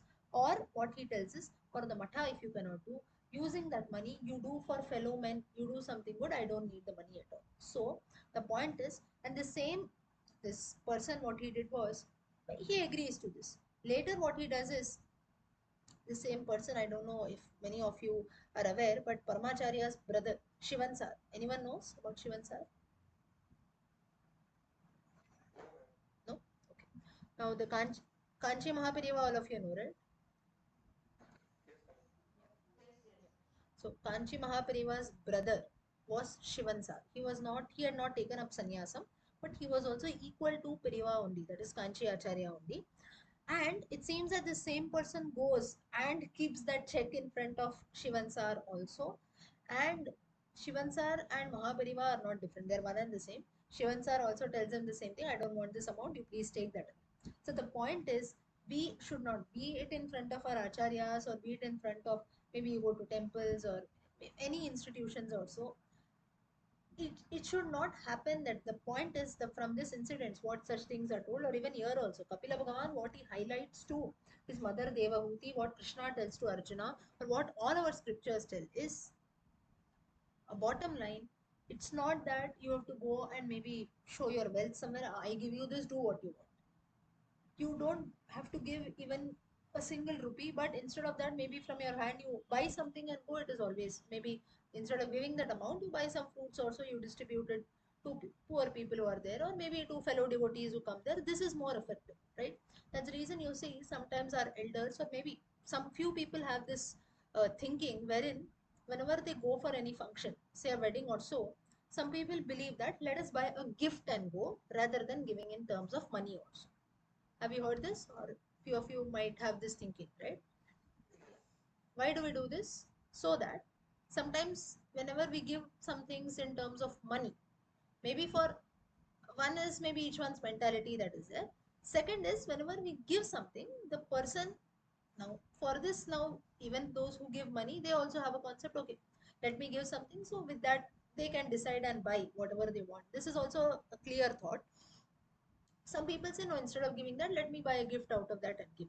This is, now whenever you go for a wedding or something, that is a different thing. But whenever we do dharma karyam, whenever we do some social causes or something, we must be physically present there, we must put in physical efforts, only then that karyam, only then the activity that we do will bear fruit. No, I just pour money also, and let I give so much of money to an orphanage, I give so much of money to a matha, let them do whatever they want, I'm not bothered. Should not happen. You pour in money, that is okay, but you should be a part of that, right? Maybe you give in to some orphanage or something like that, but you have never even visited that orphanage. Maybe you just transfer the money and you're sitting. What's the use? You have not done any kind of kind karyam, right? Even to sometimes people in today's times, what they do is, even to the priest also they'll give money. Then I do all this karma on our behalf. Even the Shraddha Karma that is there, why it is said that we should do it in one's own house? Because we have the presence of our Pitrus here. Someone has passed away in our house, though physically the body has gone, we have memories, right? We believe that the Atma is still there. Why we say so? That's the reason you see sometimes, even though a person is not there physically, whenever we, in our house, we have the present. No, whenever you look at something, we have memories. Oh, here my grandfather was sitting, or here my grandmother was. Something small things happen. Why it happens is you, even though the person's physical body is not there, you remember them mentally, right? Even this is what our rituals and our scriptures also tell. That's the reason Shraddha Karma should be done in one's own house. You call the priest properly, you follow the rituals and do. Instead of that, no, there is a place where things are done. Of course, if we don't have the necessary facilities, houses are small, this and that, genuine reasons, it's okay. But why are acharyas told to do such things at our houses, at one's own house? There are reasons for that. Only then it will bear fruit. You yourself put in efforts. So I'll just pour money, let them make all the arrangements, let them do anything. I'll just come and just stand there. Sometimes people even don't do that. They'll just go to a temple, tell the priest to have food. It's of no use, right? So these are all small things that are told. Yes. You can. See, you can. Correct. Now, if there are genuine reasons and restrictions, then it is another thing. But we are not bothered at all, and then you just pour in some money or so, and then I let them do whatever they want. I am sitting in my house. It's useless, right? Instead of that, instead of feeding, say, 10 Brahmins, you call two Brahmins to your house and feed them, that is okay, right?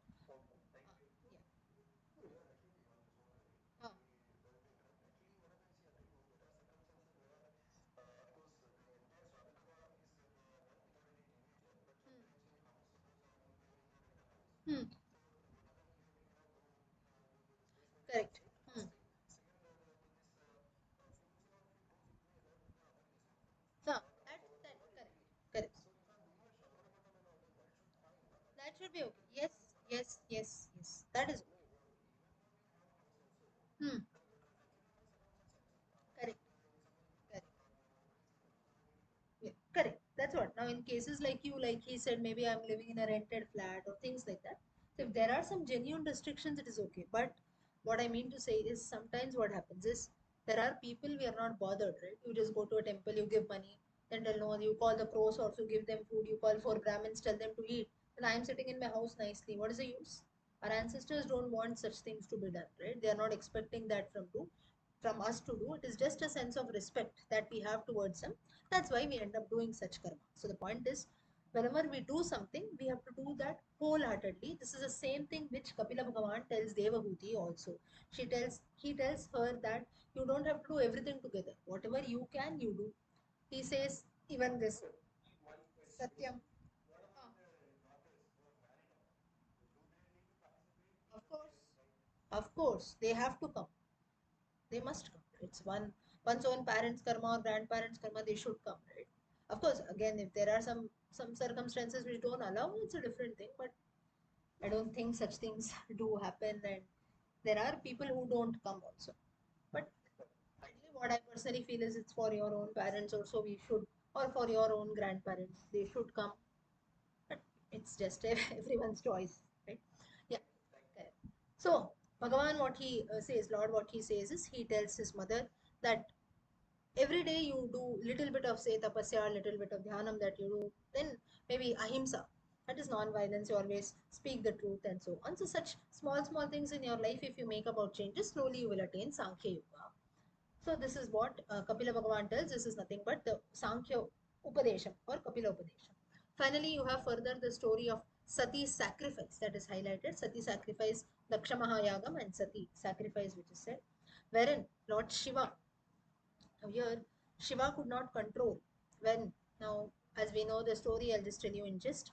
Daksha's sacrifice, Daksha had not invited Shiva properly, and not even his daughter Sati. That's when Sati Devi, she tells that why should a daughter be invited to her own father's house? We should definitely go there.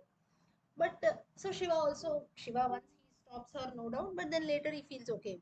Sati also, if she has to go to her own house, why should her way of thinking is also correct? And again, it was destiny.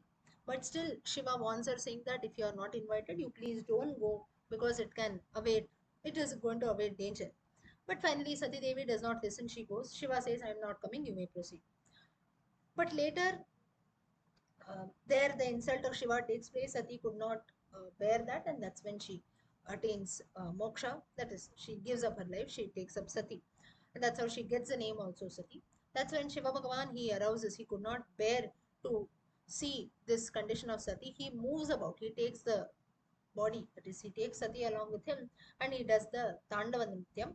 That's when what happens is it was so powerful. That's when Vishnu comes there with his Sudarshana Chakra. He cuts off the body parts of Sati Devi. That's how 52 Shakti Pitas are there, wherein each body part of the goddess has fallen on Bhulokam in Bharata Desham for temples to be built, and that's how we have the 52 Shakti Pitas that are there. Yeah, I will. Yeah. And this Sati Devi only was later reborn as Parvati, who is the daughter of Himavan and Mena Devi. The mother of Parvati Devi, Parvati is Mena. If you want, you can note her name. Himavan is Himalayas. Okay? And here it is mentioned that Srimad Bhagavatam has mentioned a Falashruti saying that devotees or bhaktas who listen to this Sati sacrifice. Now, Daksha Mahayagam, if you see, this story is highlighted not only in Srimad Bhagavatam, in major Puranas it is highlighted. So it is said that those devotees who listen to this story, they will definitely attain moksha and have all their sins wiped off and so on. Next comes the story of Dhruva, Dhruva Charitram. Now, Dhruva Charitam, Uttanapada is the king. He has got two wives, Suniti and Suruchi. Suruchi is a younger queen, and she was, you can say, beloved to the king. Like Dashratha had little more liking towards Kaikeyi. Similarly, here also Uttanapada had more liking towards Suruchi, the younger king. Suniti had a son Dhruva, and Suruchi had a son Uttama. One fine day, Uttama was sitting on the lap of his father. Dhruva also wants to sit, small boy, 5-year-old boy. So he also rushes to sit on the lap of his father. Suruchi does not like this. Suruchi pushes Dhruva, saying that you are not fit to sit on the lap of your father. If you have to do that, for that you have to pray to God also. And what you have to pray to God, she tells that you have to be born through my womb. So go and pray to the Lord that in the next Janma you should be blessed to be born from my womb. These were the words which Suruchi tells that small boy Dhruva. It was very hurting. That's when the boy rushes to his mother Suniti crying, saying that, see mother, what uh, Suruchi mother is telling. There also here this reference comes in Srimad Bhagavatam also that the boy till then still addresses Suruchi also as his own mother only. Like Rama, if you see, he addresses his other apart from Kaushalya also, he addresses both Sumitra and Kaikeyi also as his own mothers only. Such a beautiful feeling that is there, and that's why if you see even today also there are certain people who are equal to mother, like one's own mother-in-law, then Guru Mata, and so on in those times. And in general, if you see sometimes mother, sisters, or things like that, or maybe one's own aunt, we have, they should, all these people also should have motherly feeling that is there. And uh, even we should also consider these people as equal to one's own mother only. So here, but still, so he comes running to his mother saying that Suruchi mother told this way, and that's when Suniti told that you should not, even at this time also, now Suniti is a great mother. She tells Dhruva that you should not think evil about others. You should not say that Suruchi even pushed me down. She tells that you take it as a blessing. She told you something that you pray to God. What she told you, why you should pray to God, maybe you don't consider that. She gave you a simple lesson that you pray to God, you pray to the lotus feet of Lord Vishnu, and He will surely, you don't have to think about anything, He will surely wipe away all your dukkha, sukha also. A very, very beautiful lesson through this. What we get is Suniti tells that whatever situation it is, out of that, you take only the good. Whatever is not applicable to you or whatever you feel bad, you leave that aside. Here also, if you see, Suruchi, what she tells, she gives one message, pray to God. Suniti tells Dhruva, you accept that, you listen to that. Further, what she says, that I should be born, that Dhruva should be born from the womb of Suruchi. She tells that, now this, again, this doesn't mean that Suniti is jealous towards Suruchi also, and that's why she tells, no, no, don't pray this way. These are all, you can say, futile. Right? I should be born through this one's womb also. पुनरपि जननं पुनरपि मरणं पुनरपि जननी जठरे शयनम यह संसारे बहुतुस्तारे कृपया पारे पाहि मुरारे. Shankaracharya cries out, पुनरपि जननं पुनरपि मरणं, same thing. So If we get a chance to ask for the Lord or so, we should not ask, oh, I should be born through this person's womb, that person's womb, and so on. So here Suruchi gives a very beautiful lesson, a very beautiful life lesson for all of us. There can be people around, there can be things around. 50% we might like, 50% we might not like. You take the 50% good that is there, remaining 50 you leave it as is. That's it. So here Suniti, she tells Dhruva that Mother Suruchi, what she told you, pray to God. You pray to God, left, you leave it as it. And from here, Dhruva says, yes, I will definitely do that. That's when he goes to the Vanam to do tapasya. Narada comes there, Narada advises him. He gives him the Upadesha of the mantra. That's when Dhruva Bhagavan, he does. And Dhruva Bhagavan comes and he does tapasya to the Lord. Now here what happens is, now when Narada comes and meets Dhruva, at that time what he tells is, he tells, oh Dhruva, oh child, you please go back. 5 year old doing tapasya is something which is disturbing, you please go back. So, and here in Narada also explains to Dhruva saying that you're doing tapasya for a very small reason, right? Your dukkha is something which is very small. Your stepmother told you something, you felt bad that you are not allowed to sit on the lap of your father. After some time, it should be okay. Don't feel bad, you go back. Just as we have some small arguments or so, after some time we heal, we come out of that, right? At that time, Dhruva Bhagavan says, no, I don't have any evil feelings against my stepmother or so, because my mother Suniti told that I should accept only the good things from what she is told. Pray to the Lord. I have come here to do tapasya to Lord Vishnu. And she tells that further, I have been blessed by the grace of Lord Vishnu already, that now I have met you because you have come here. Now you can guide me on the right path of tapasya. And he tells her, I have to attain that padavi, which has not been attained by anyone in this world. You please guide me. That's when Narada tells that you go to a place called Madhuvanam, which is near Mathura today, on the banks of the Yamuna, which is the birthplace of Lord Krishna. You go there and meditate. There, what you must do is you must pray to Lord Hari, you must meditate on him, you must take a bath in the Yamuna and so on. And that's when. Now, how you should pray? Now, the small child, if you see, he doesn't know the form of the Lord. This is Dhruvastuti, which comes in Srimad Bhagavatam. Very, very auspicious stuti.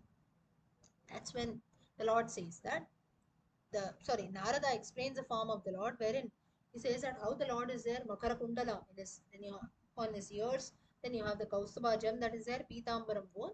This is the form of the Lord. You be constantly thinking about this form. Dhruva gets a proper, you can say, guidance also. He starts contemplating on the Lord. That's when finally, and the Dwadashakshari mantra Upadesham has to be given. The mantra should not be told aloud, but for people who don't know, you can note it down. Om Namo Bhagavate Vasudevaya. This Dwadashakshari mantra Upadesham was given by Narada to Dhruva. Dhruva starts meditating on the Lord. Now, Narada, what he does is, meanwhile, he goes to the palace of Uttanapada. There, Uttanapada, the king, is sad, father of Dhruva. Narada asks, why are you sad? That's when the king says, no, my son has gone to the forest, a small 5 year old child. And I'm just thinking about him, maybe in the forest, what is happening to him. He would have died, maybe animals would have eaten him, and it's all my fault, right? Because I just fall in the trap of listening to my wife, Suruchi. That's when Narada says that. Narada consoles Uttanapada. He says, you don't have to worry, because the Lord is there to protect him. You don't worry at all. He's going on the right path. And Dhruva, meanwhile, he's spending his life on, you can say, several months or so. And there in the Srimad Bhagavatam, you have in detail 3 months, 15 days he sustains on maybe food, then little fruits or so, then water, then on air, then on nothing. That's how his tapasya increases. Finally, Lord Hari comes in front of Dhruva, gives him darshana, and he says that I'm blessed with your bhakti. I'll give you Dhruva Padavi. Dhruva Padavi is the position of the pole star, as you had asked, topmost position in the three worlds. That is the north star or the pole star that we call. All the other planets and stars, they will all, you can say, go around you. And this padavi he gives, but there also Vishnu Bhagavan, what he tells him is, for the time being, you have to go back to your kingdom. Dhruva is shocked here. Dhruva says, why? Why should I go? I had asked for this boon only, that I should get the ultimate padavi. You have given me that. Now I am blessed with that. Let me go to that padavi. Let me attain that. Vishnu says, now is not the right time to do that. You have certain responsibilities on you. Swadharmo, Swadharmaha, which Krishna also tells Arjuna. You cannot leave aside one's dharma and do something else. At the age of 5, you have something else. You have been given a birth in Bhulokam. There is a purpose to that. It's not that only, So for some time I'm just on the earth, I've attained Dhruva Padavi now, I've done tapasya, I give up pot and go. That's the reason everyone's birth is due to a reason only that takes place. It's not that I'm just born, eating, sleeping, repeating. No.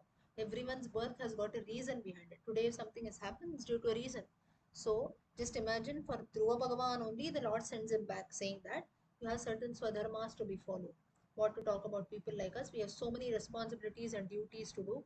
Never ever we should give that aside to attain something. Some people say, right, "Oh, I'm going to the Himalayas, I'm doing this, I'm doing that, I'm doing this kind of tapasya, that kind of meditation. You should not do this at the cost of leaving aside your duties, responsibilities also. You're being born with a purpose. Of course, that doesn't mean that you're totally engaged only in that, oh, I'm fetching for my children, I'm attached in this, I'm attached in that. Of course, some time we have to take. But totally we give up and we are just maybe neglecting our family, neglecting our duties and doing things, then it's of no use. Here even Dhruva Bhagavan, at such a tender age, he attains bhakti, he attains the Lord, attains the grace of the Lord. Still, the Lord sends him back Swadharmaha. He says, you're a Kshatriya, your father Uttanapada has become grown old. Now you have to go back. You have to beget children. As usual, all the Kshatriya duties, Grihastha duties. Please get married further, beget children. Ensure that you take care of the kingdom properly. You are responsible for the prosperity of the kingdom. Once your children are grown up, you can hand over the responsibilities of the kingdom to your children. Later, you can retire to the forest. At that time, when you retire to the forest, I'll give you the Dhruva Padavi. You will attain the pole star. Dhruva Bhagavan listens to this. At the age of 5, the child goes back. And as he grows up, after Uttanapada, his father becomes old, he takes the charge of the kingdom. Grihasthashrama he enters, and again children are born. That's how you can say the lineage proceeds further. So from Dhruva Bhagavan's Charitram or Dhruva Charitam, if you see, very, very important learnings that we get is to take the good from whatever happens around, be it from people or things that happen or situations. Second is to be on Bhakti Margam. Bhakti doesn't have age. It can even be done by a small child or maybe an animal also. Gajendra, Jatayu, Sugriva, Hanuman, or anyone, right? It can be done by anyone. Third, one cannot, you can say, run away from one's own duties and responsibilities. Even a great devotee like Dhruva also had to be sent back. So Bhagavan sends him also back saying that please do your duty. Same thing for all of us also. If something, why such things happen is these stories, if you see, they also help us in looking at life positively, right? Sometimes you're fed up, what, this only I'm doing every day, this that I'm doing. But that's how it is. Great people like Dhruva and devotees, Dhruva, Prahlada also had to do the same thing. Why should we complain about things, right? Duties are there. This also has to go away. This etadapi gamishyati. This too shall pass, as we say. Wherein such things are there. Some experiences come in good and bad that also will pass through in life. But if we are leading a life, it has to be full of ups and downs. Dhruva Bhagavan also had to experience this. And one last, you can say, which one more lesson that we get from Dhruva Charitam is to do something good in life. There are always, a person has to go to difficult situations only then you attain success. If on that day Suruchi had not pushed Dhruva away, maybe Dhruva would have never gone to the forest to do tapasya, he would have never attained Dhruva Padavi, he would never have got the darshana of Lord Vishnu. Similarly, for us also there are certain situations, ups and downs also, that come in with in order to attain success. So this is the last line of Dhruva Charita. Yeah. So with this, Dhruva Charitam comes to an end. Finally, after Dhruva, he returns back to his kingdom. He rules over, he enters Grihastha and after that, he hands over the kingdom to his children and then proceeds to the forest, and finally he attains Draupadi. So with this, we will also stop here. We have seen till Dhruva Charitam. Next time, we'll continue with the further stories. Yeah.